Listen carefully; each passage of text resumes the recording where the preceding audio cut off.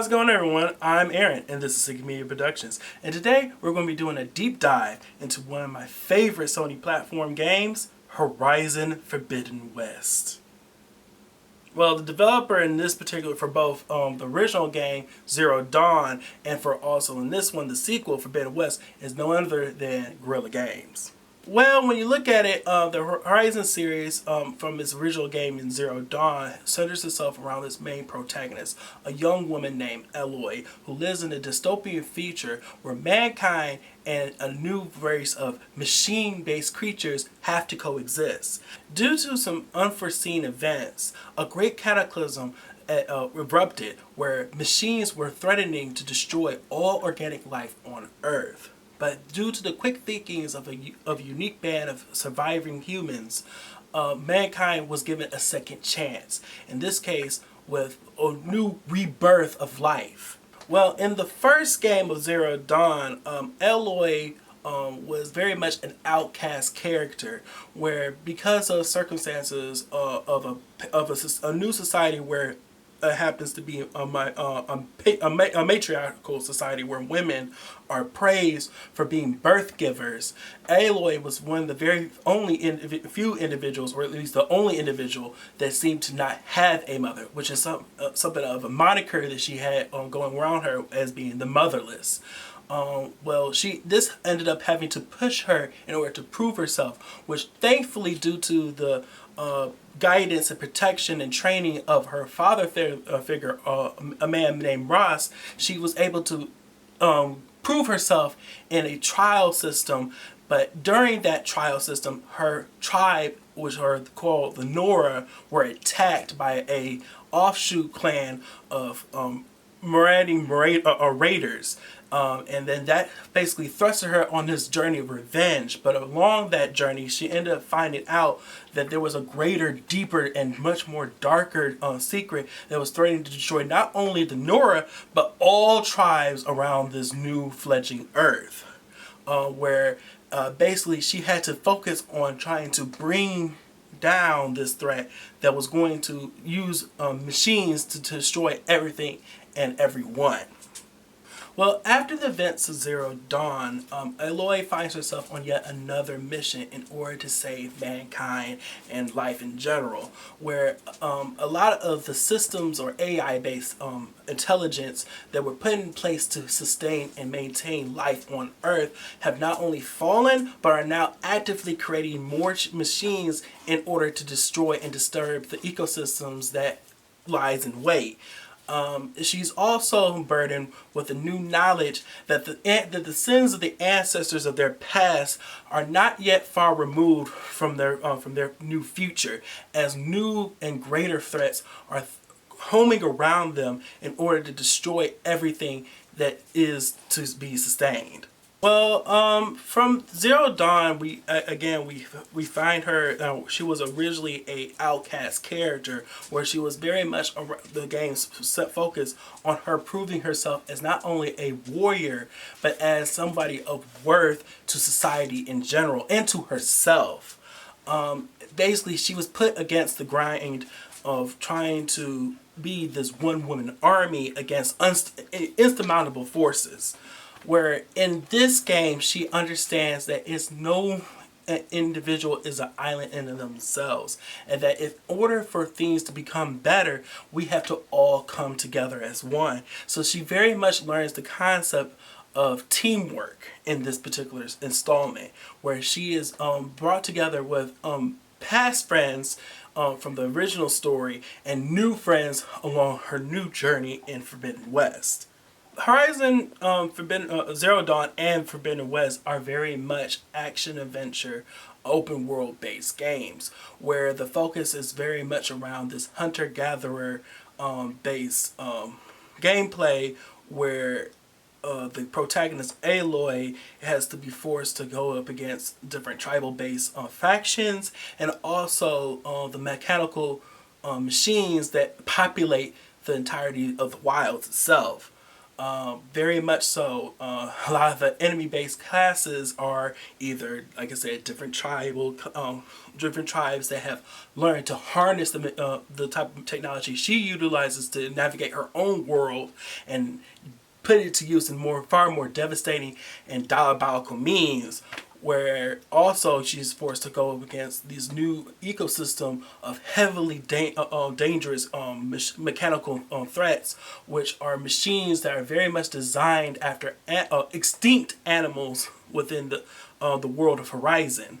And then also from where the last game, where you basically had a living, thriving ecosystem of different particular kinds of machines that fit a particular niche.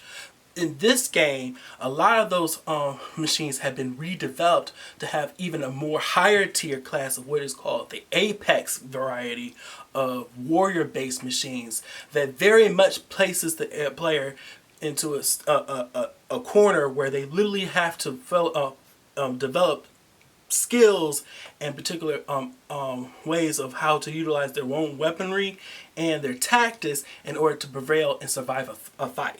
Well, because this is very much based off a hunter game, a lot of the weapons are projectile based, but they are of a primal nature, where a lot of the technology that was once in part of the old world are now have to be scavenged and resourced from different materials out there in nature and from the machines themselves. But it really revolves around basically bows and arrows, tripcaster, particular projectiles, or her basically melee based class weapon, which is a spear, which from the last game only allowed you a few particular hits in order to pull off particular stealth based content or kills, where in this one it has been completely radically changed to give you far more greater access to more combos and specific tailored strikes. Well, traveling throughout Horizon from both the Zero Dawn and then Forbidden West really focus on whether or not you were walking as Aloy throughout the different habitats and ecosystems on your own, or if you overrided a different machine in order to help you traverse the land itself. And from the last game, you were only able to do that with certain land-based machines, where in this one, it gives you the options of two different kinds of modes of travel. You're no longer just focused on just walking or running along with machines, but you also, at a certain point, eventually traverse the skies, or in a far more advanced aspect from the last game, actually travel beneath the waters of this new habitat and actually explore the different ecosystems of the water-based platforms. Well, from Zero Dawn, I believe where that game basically was high tier concept was that it gave you it was all brand new, it was very fresh of traversing a mechanical hunter-gathering society where it was almost only entirely focused on Aloy, but it didn't give you too much of, it didn't really expand too far into all of this new territories, where in this one it definitely does give you a little bit more room to go ahead and see everything that it has to offer.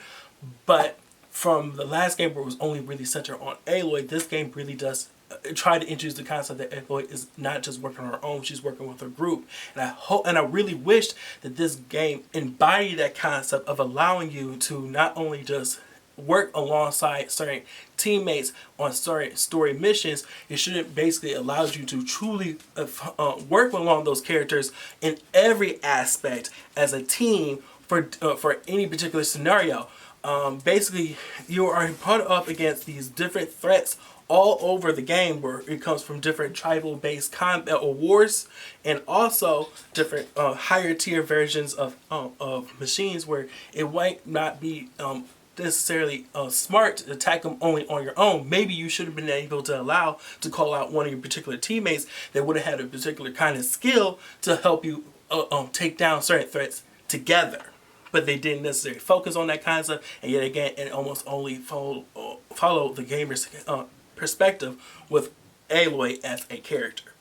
Well, when I look at the presentation for Horizon, I always think just how gorgeous this game is and how immersive this world of Horizon is as a whole.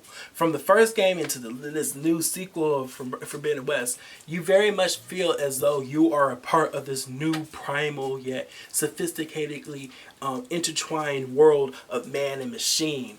And then also when it comes to the concept of from Zero Dawn's and Forbidden West variation of animation, this is a complete step up. Where in the in the last game, some of those story-based moments felt very wooden in the way the characters emoted to each other, in particular dialogue-driven section. This game, they very highly stepped up the the choreographed concepts of how facial animations and certain body emotions truly do fit within the concept of what makes something feel alive.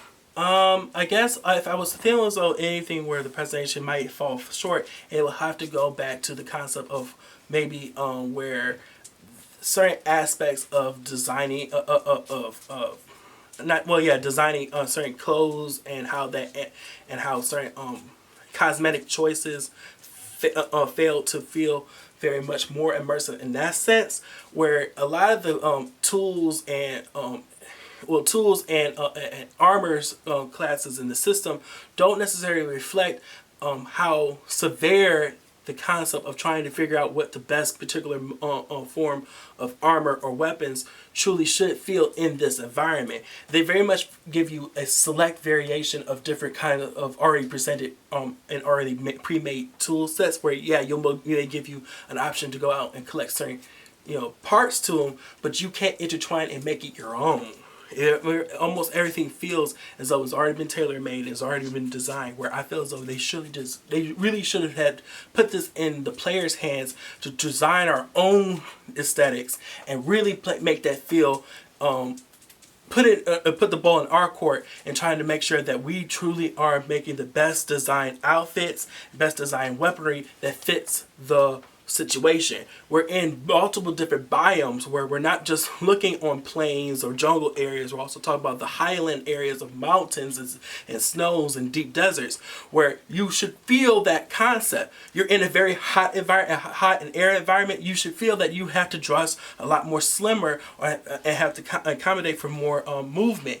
Or you're in a colder environment, you need to stack up on the warmth. You need to think about the type of machines you're going after, whether you're going to sacrifice movement for durability and strength.